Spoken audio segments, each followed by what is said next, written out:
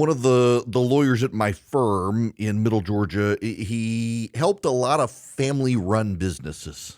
And he was the first person who tipped me off to this. It's actually a economic theory and business theory of family-run businesses. The third generation runs the business into the ground if they're not careful. And you have to go through serious planning to contemplate it and to consider it. And it has come up time and time again. Now, there are some people and some economists and some business experts, the Harvard Business School has tried to debunk this. They say it's mythology, but it's mythology so many people believe it becomes almost self-fulfilling prophecy. In fact, it's so well known that there are books from the early 20th century in Germany warning families, family-run businesses, that the third generation will destroy your business. The Swiss have sayings for it. Even the Brazilians. The Brazilians believe and have a saying, prosperous grandfather, supportive son, poor grandson. That's how pervasive the mindset is, that among family, we're not talking publicly traded corporations, family-run businesses, the third generation has the propensity to run it into the ground. I've had several people tell me, in fact, that with Chick-fil-A, for example, is a family-run business, and that they went through a lot of planning and training, being mindful of this pattern of businesses to make sure the third generation, now in charge of Chick-fil-A, didn't run the business into the ground. And there's also a fear that the third generation of kids, they want to cash out.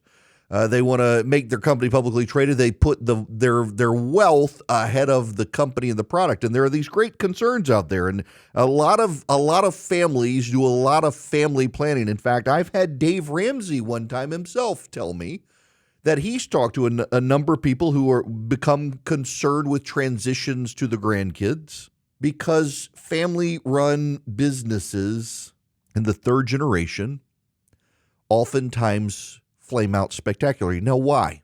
The thinking goes that the grandfather who started the company pours his heart and soul into building a prosperous company. It's his other baby.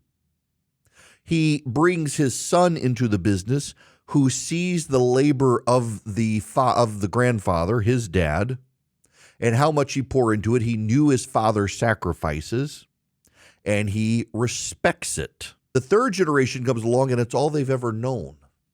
And they assume by virtue of who they are, the business is so, not because of the sacrifices made that he didn't see, not because of the care and attention, not because of the respect of the customers and employees, but because they were, it was, and because he disrespects that or doesn't even appreciate or understand what came before him and the sacrifices made.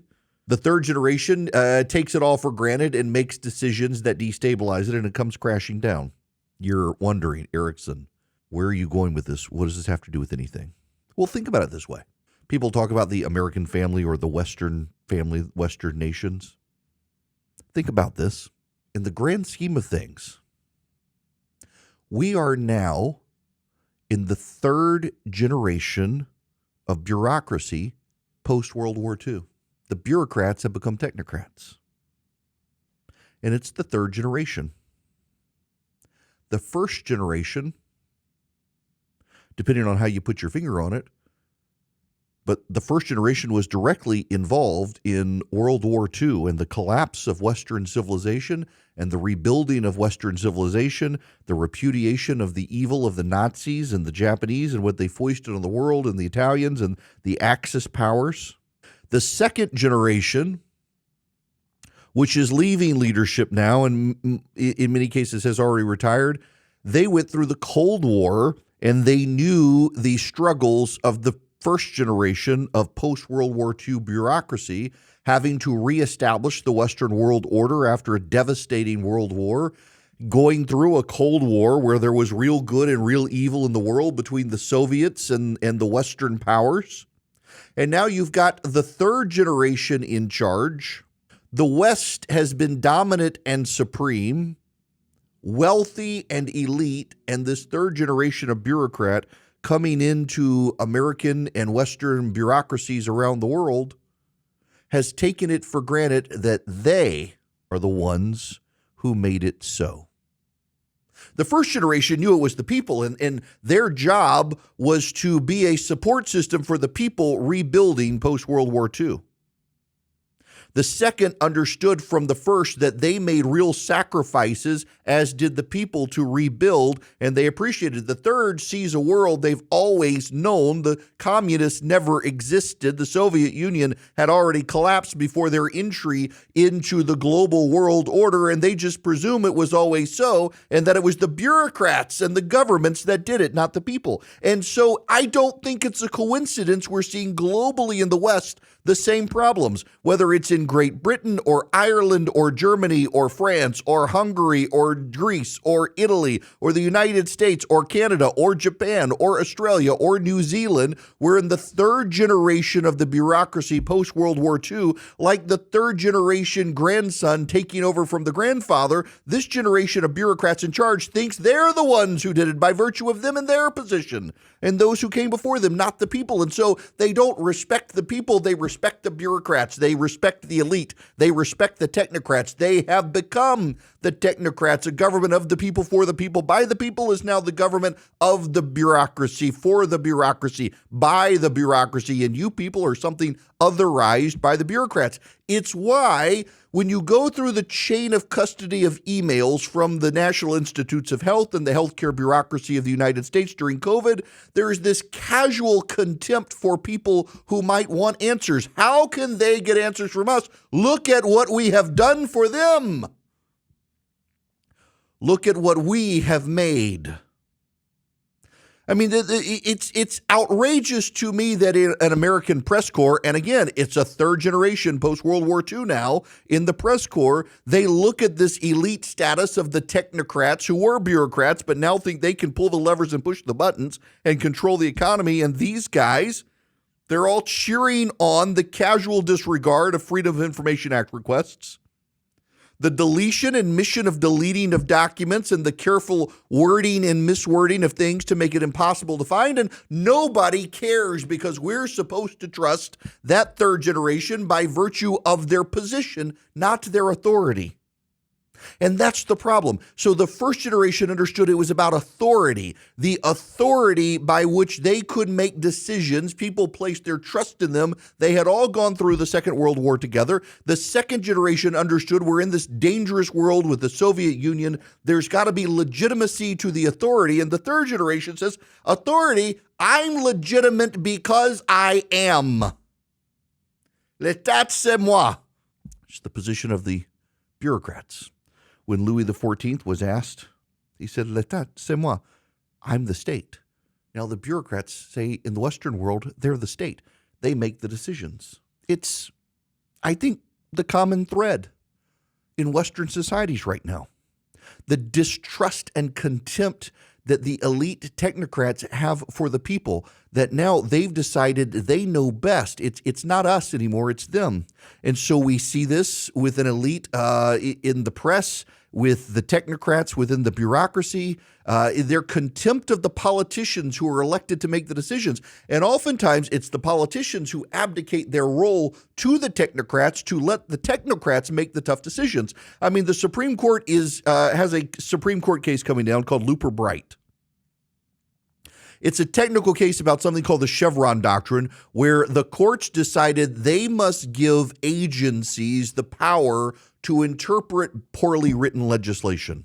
But there's been a shift over time because what the agencies do is they don't take necessarily the most appropriate interpretation. They take the interpretation they want. Whether it's appropriate or not to the way the legislation was written, the agencies are now insisting this is what we say it means. This is a problem in the Cargill case over the bump stock, where the ATF repeatedly said a bump stock is not a machine gun because there's a particular statutory definition. And then suddenly after the Las Vegas shooting said, we change our mind after 10 consecutive years. We're going to change our mind now because this is now what we want. Who cares what the legislation says? We are the technocrats and we govern. Who are you to challenge us, people of the West? And this has now gotten to this populist moment where it's a popular revolt through democratic means, where the populists don't really have a coherent philosophy. When you listen to the populists around the Western world, oftentimes their ideas conflict with each other. Take, for example, American populists led by Donald Trump. They now suddenly want to replace the income tax with tariffs. It's tariffs for everything. It sounds great for populists who do not appreciate that a tariff will become a tax on the poor.